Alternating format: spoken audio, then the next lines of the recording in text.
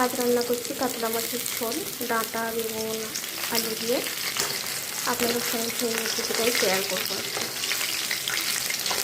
মাছগুলো এখানে ভাজা হয়ে গেছে লাল লাল করে। আলুটা দিয়ে দেবো, মোটা মোটা করে কেটে রাখা আলু। এর মধ্যে দিয়ে দিয়েছি পরিমাণ মতো নুন। একটু লাল লাল ভাজা হয়ে গেছে। এরপর বেগুনের ডাঁটাটা দিয়ে দেবো।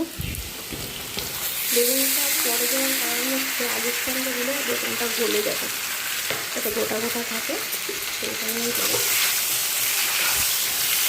এবার এর মধ্যে একটু সামান্য হলুদ দিয়ে দেবো। এর মধ্যে আমি জিরে ধরে সামান্য লঙ্কার গুঁড়ো দিয়ে দিয়েছি। এবার এটাকে মাখা রাখতে জল দিয়ে দেবো। একদম হালকা পাতলা ঝোল হবে মাছের, গরমে সব থেকেই বেশি ভালো লাগে।